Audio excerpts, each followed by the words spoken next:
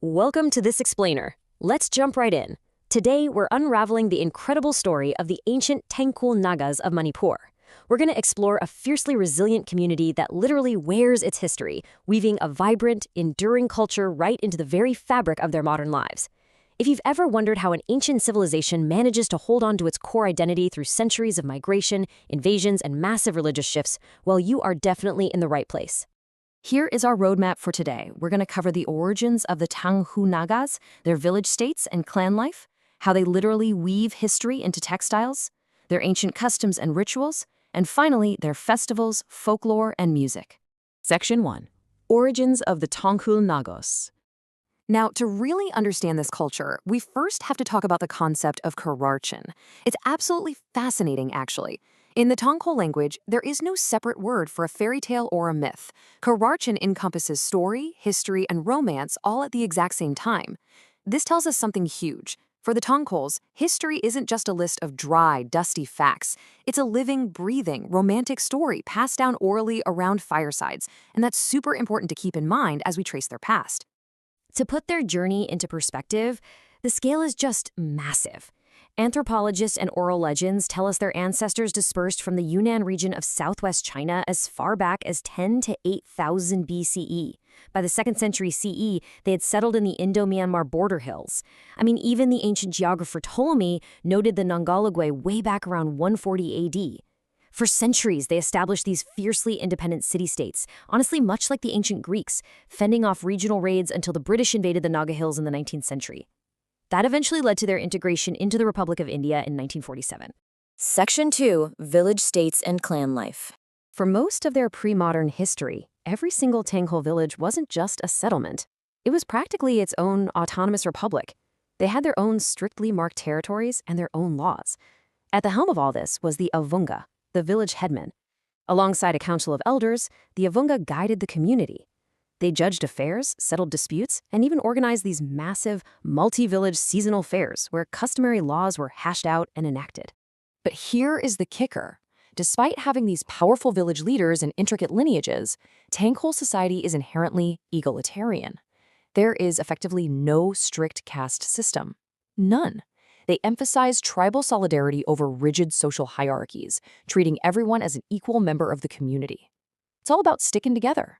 So, how exactly is all that equality organized? Through clans. We're talking prominent ones like Zimeg, Luikam, Keishing, Horam, Shaiza, Jajo, and Kashang. These are exogamous clans, meaning you actually have to marry outside of your own clan, which brilliantly ties kin groups across different villages together. It forms this deeply patriarchal network where inheritance and titles pass strictly through the male line, though it's worth noting their folklore regularly celebrates incredibly strong independent women too. Now, while everyone is largely treated as equal in daily village life, humans being humans, clan titles do still denote a certain level of social rank. You have the Achener Ame, which distinguish the royal families, versus the Vahang or Achui, representing the commoners. Historically, this distinction influenced everything from the specific kind of house you were allowed to build, right down to the specific rituals your family had to perform. Section 3. History woven into textiles. Okay, this is honestly my absolute favorite part of this explainer. How do you record history if you don't have an early written alphabet? You weave it. Instead of books, entire moral lessons, complex mythologies, and historical events are encoded right into vibrantly colored handloom textiles. Take the Kayafal Kashan, or frog's waist motif. It isn't just a pretty geometric pattern. It actively tells a 1,000-year-old tragic love story. And these are woven on traditional backstrap looms using all natural dyes, like yellows harvested from wild orchids and deep reds extracted from creeper roots. Think of their shawls as literal historical documents. Every single border and animal symbol woven in signifies something highly specific. The Yuri Yoramaka, the Hulak gibbon chin, symbolizes harmony with nature. Red threads, those represent bravery and courage. The Chonkup fortified wall design acts as a permanent historical record of past village raids, while the cicada represents romance during wartime. So you don't just put on a shawl in this culture. You are literally wearing your community's history in your own social status. Section 4. Ancient customs and rituals. To really grasp modern Tangkhul customs, we have to talk about a massive cultural pivot that happened around 1895 with the arrival of Christian missions. Today, almost 100% of Tangkhuls are Christian.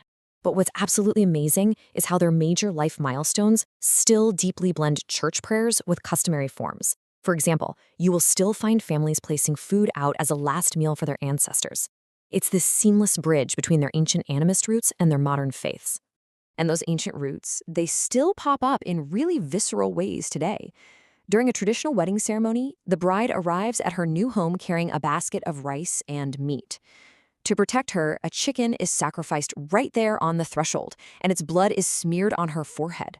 It's an intense, powerful purification ritual meant to ward off any evil and bless her integration into her new family. This intense focus on purification even applies to real estate. Building a new house requires some serious spiritual clearance. First, they read bird and animal omens just to pick the right site. Then, they splatter wine on the logs. Finally, a live chicken is hung from the roof and a dog is sacrificed so they can anoint the house's pillars with its blood.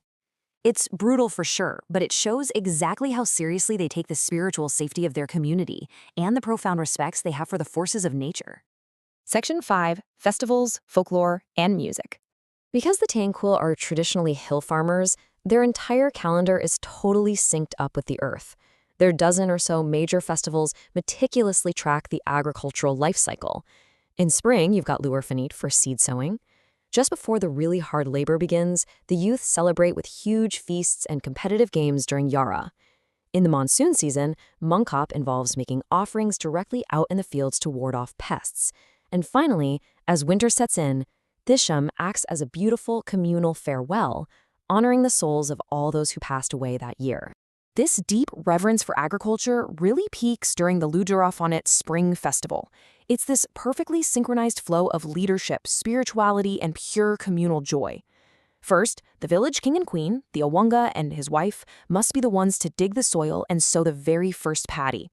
After offering food and wine to the creator deity, the entire village goes out and mass plants their seeds the next day. The whole thing is capped off by young women performing the breathtaking La Kong Nui virgin dance in bright white shawls. Of course, you can't have a massive festival without music, right? All of this celebrating is backed by some incredibly unique folk instruments. You have the tinktella, which is a two-stringed fiddle, and the tala, a brass trumpet. But it's really the heavy, booming beats of the fung drum that drive the stomping rhythm of the traditional war dances. It literally mimics the sound of battle, echoing like the very heartbeat of the tribe across the hills. Which